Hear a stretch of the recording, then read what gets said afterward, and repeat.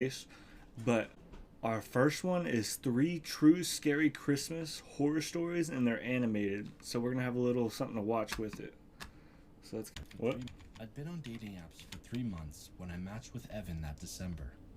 My ex had moved out in September, and I was tired of sitting alone in our apartment every night. Evan's profile said that he was a software engineer, and he had a husky named Grody. He said he liked hiking and made pasta from scratch occasionally. Okay, she's on a dating app, and she met a guy named Evan.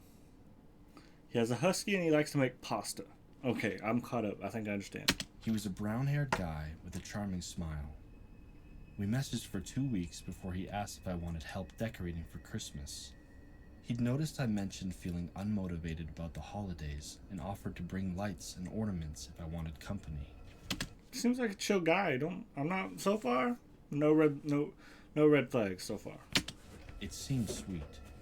Therefore, I said yes. We set it up for Saturday evening. He'd bring the decorations and had ordered pizza. I gave him my address and asked him to come by around 7. That day, I actually cleaned up, put on real jeans instead of the scrubs I'd been wearing around the house, and felt almost normal. The doorbell rang at 7:15. I opened the door and found this guy who was on my porch, who was not Evan. I mean, he had the same general build, maybe, but he was older and thinner. Snapchat filter? But that is creepy. The more I think about it, why would you give your address to somebody you met online? Like you've never gone on a date with them somewhere public. I feel like that's something you gotta do first. Is you gotta meet them in public, go on a normal date, kind of read them a little bit, and then that'll give you, hey, do I want to let this person in my living area? His face looked wrong, with skin pulled tight over his cheekbones, and his eyes were too wide. He held up a Dollar Tree bag and grinned. I scowled and started closing. Okay, I'll quit pausing, but it's starting to feel like a drug situation. The door as I told him there must have been a mistake. He laughed and said he'd been traveling for work and lost a bunch of weight from stress. Said I probably remembered him from his old photos, the ones from like 2 years ago, when he still had his dad bod, and apologized. The explanation made sense. People do that on apps all the time, right? And he seemed really embarrassed about it. So, I stepped back and let him in. He walked through my apartment real slow, looking at everything. He paused at the photos on my wall and peeped at the hallway leading to my bedroom as he rambled about traffic and the weather. He said he knew the area pretty well and he'd been in the neighborhood before. None of it sounded like the Evan I'd been messaging. That guy was charming, witty, and quick with comebacks. This person was jittery and couldn't stop touching things. Then he said something that made my chest tighten. He said the walls in these buildings were so thick, you really can't hear much between apartments. Red flag. Kick him out. Oh god, you just let a murderer inside. I tried to act normal when inside, but I was freaking out. A couple of minutes passed before I told him I needed to grab the step stool from my bedroom. He said he'd help and started to follow me down the hall, even when I told him I was fine. We reached the bedroom door. I got in and firmly told him to wait outside. Immediately, I locked the door. I grabbed my phone and dialed 911. My hands were shaking so bad, the phone almost slipped. I was trying to whisper to the operator when he knocked. I didn't answer. He paused before he called my name in this sing-song way that made every hair on my body stand up. In the next 3 seconds, I just got chills, he was trying chat. my doorknob. He pounded on the door so hard the frame rattled. I realized my door would eventually give in and the cops wouldn't make it in time. So I jumped from my window, landing barefoot on the cold ground. I could still hear him screaming and kicking. At that point, you gotta sprint. I ran to my neighbor, Mrs. Smith's door. I pounded on the door until she opened it up. She took one look at me and pulled me inside without saying a word. The police showed up maybe 10 minutes later. They went into my apartment with their guns drawn. The man was gone, but he'd left things behind. Every cabinet in my kitchen was open. Every drawer was pulled out and dumped. The bathroom medicine cabinet was hanging open. My underwear drawer in the bedroom was raided. Sound like a It weirdo. gave me the creeps when I realized this man had stolen a few pairs of my underwear. And Oh, on my living room God. wall, written in something dark and dripping, was a message that read, "Merry Christmas, Leah." The officers wouldn't tell me what it was written in. They just said they were sending it to the lab. One of them asked if the man had been bleeding when I let him in. I told them I didn't think so. They asked if I knew his real name or anything about him that could help identify him. I showed them the dating profile on my phone, but it was already deleted before he showed up. The phone number he'd messaged me from went to a disconnected line. The reports claimed the substance on my wall was human blood. What the They hell? couldn't tell whose. The DNA didn't match How can you not tell whose? with anything in their system. They again asked if I'd noticed cuts anywhere on the man. I didn't, which meant the blood came from somewhere else. The detectives said they were looking into it, but didn't have much to go on. They never found him. The weirdo might have cut himself. I don't know. The case went cold after a month. I moved out 2 weeks later. I couldn't stay there because I knew he had been in my bedroom and gone through my things. Yeah, you let a rando just go into your house. That he'd planned the whole thing. It's been a year. I still can't look at Christmas lights without my stomach turning. Can't open dating apps or be alone with anyone I don't know. Sometimes I think about what would have happened if I hadn't locked that bedroom door and gotten out. The detective said I was lucky. Most women in these situations don't get the chance to run. But I don't feel lucky.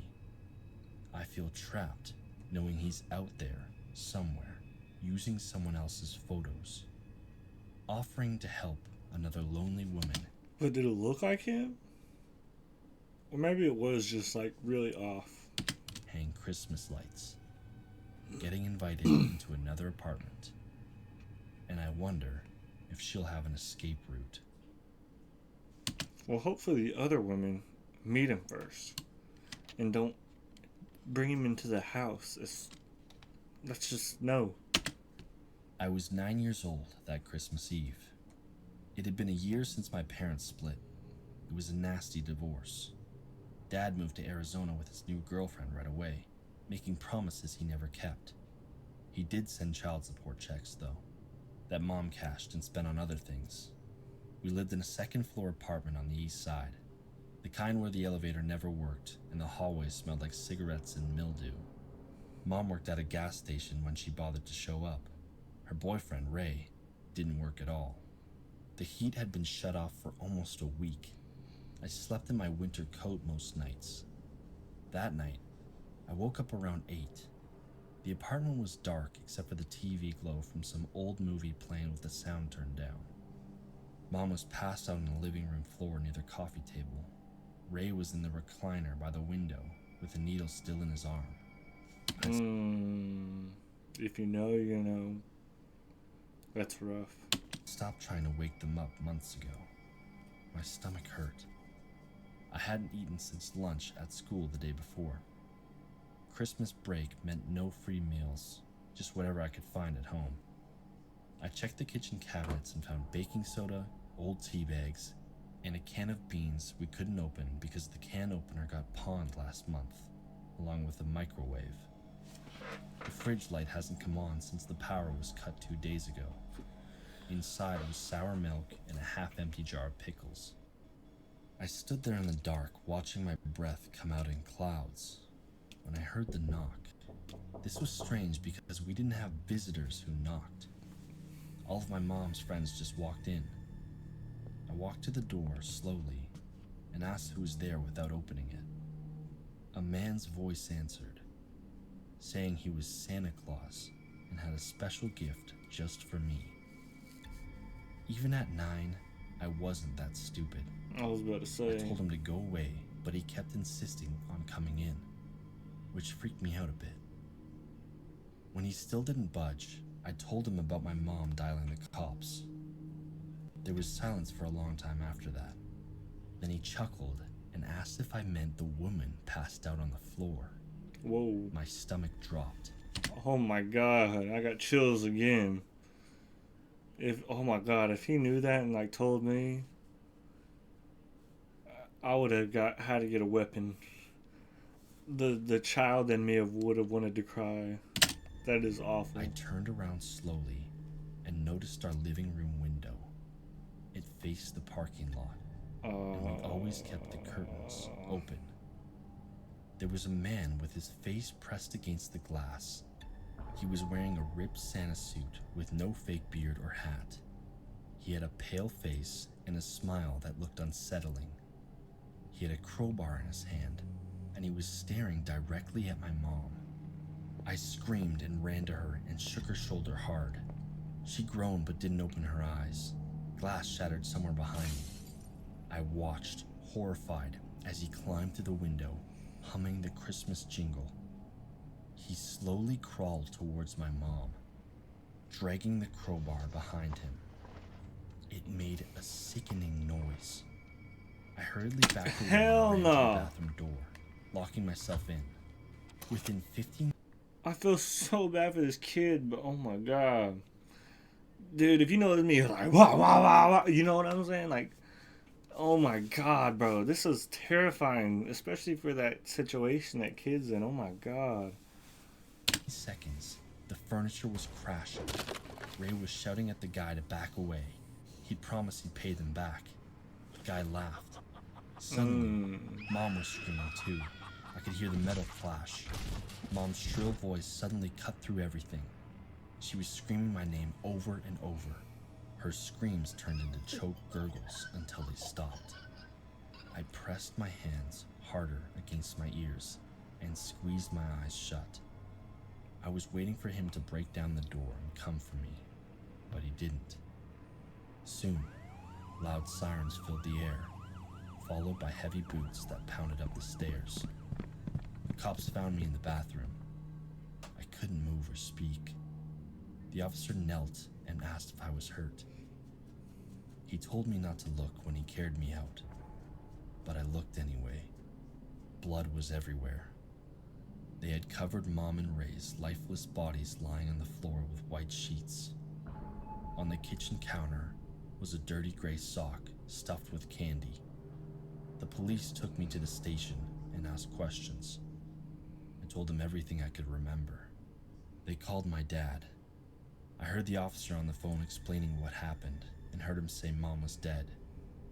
Dad showed up 3 days later. He didn't hug me when we met. He just asked if I was okay, and I nodded, even though I wasn't. The drive to the airport was quiet. He asked a few questions about what I needed from the apartment. I told him I didn't want anything from there, and he said that was probably smart.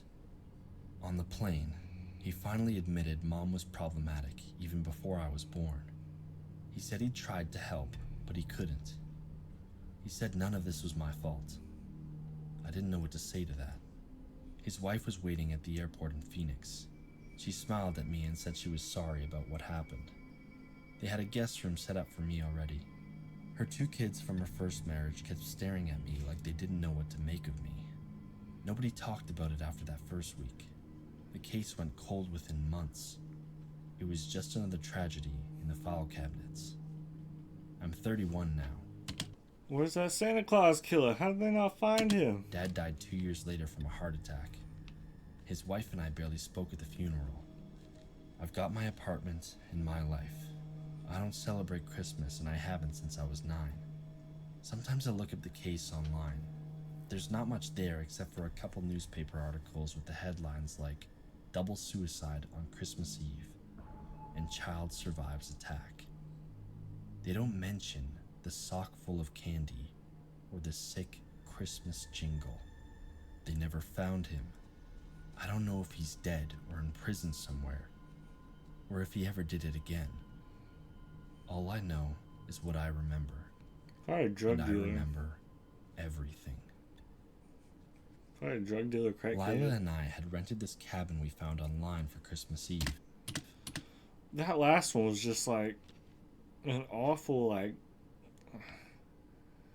The last one just felt just sad. And like, I don't know if it's just me, but that was just. I don't know. That was scary, but more sad.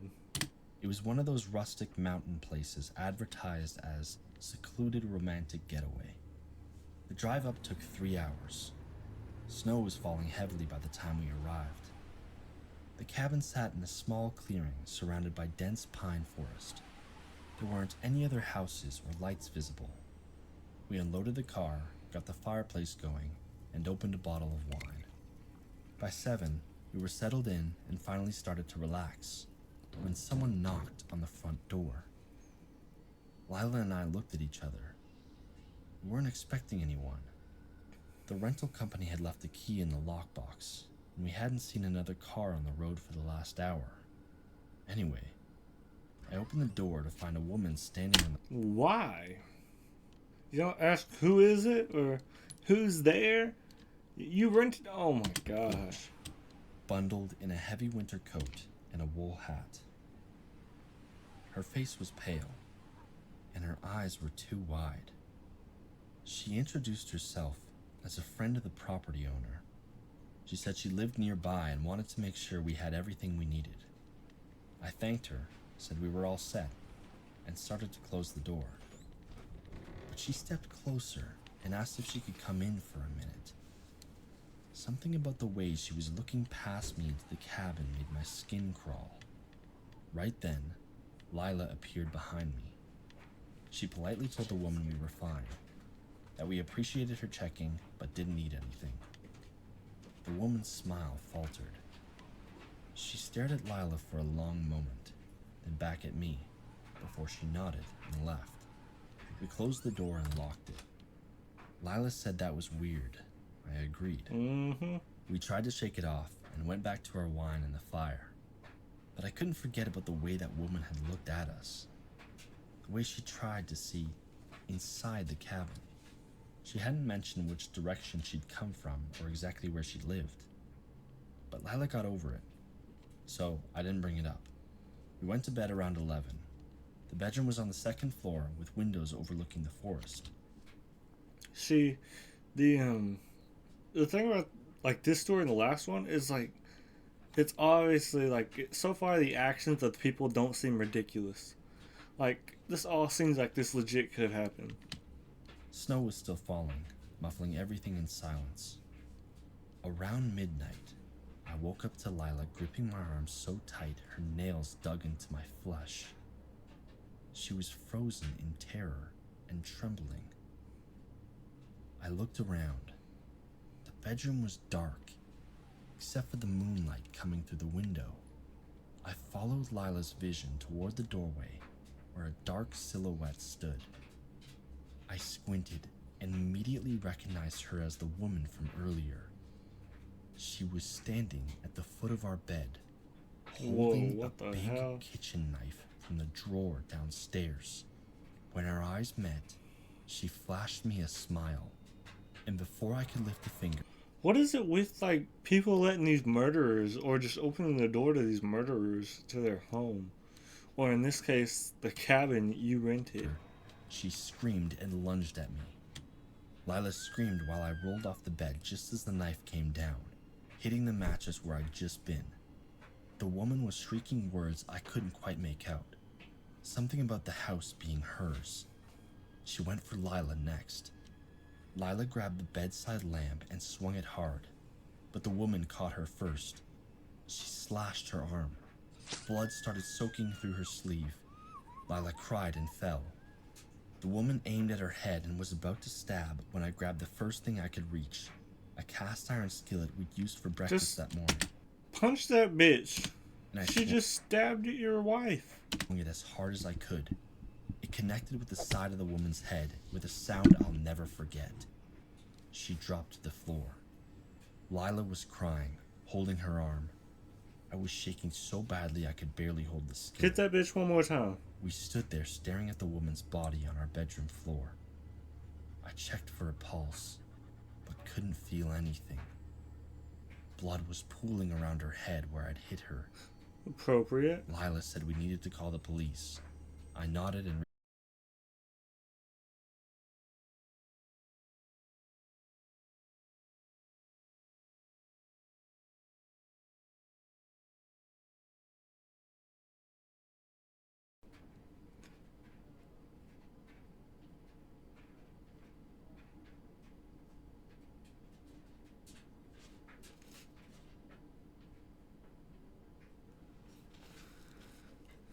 Chat, why is our Wi-Fi fucked?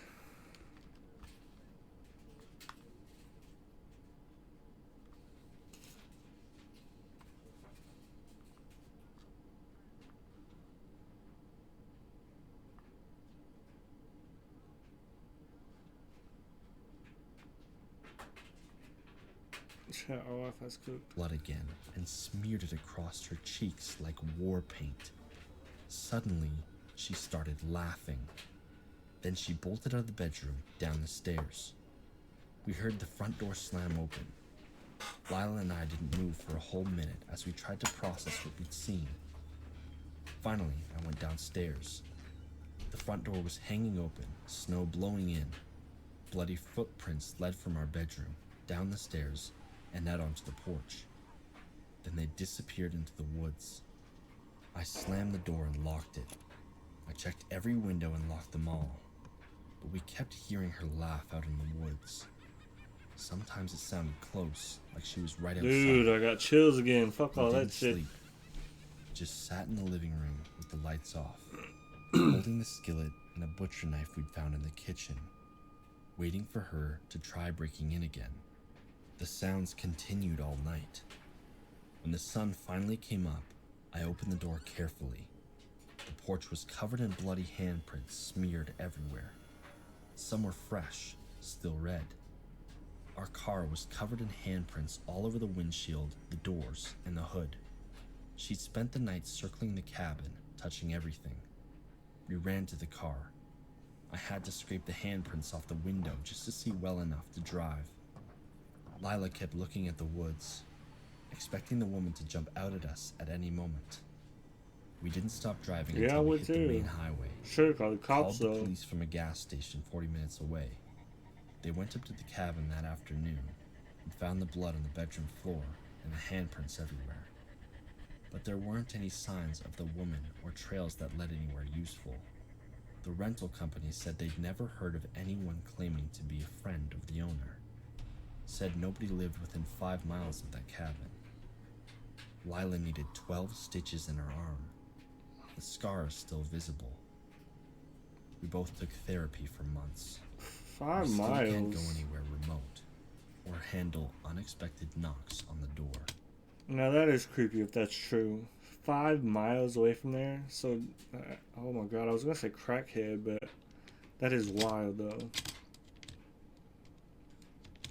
Hey, yeah, that was a W video. I fucked with that. Alright, let's see what the next one is.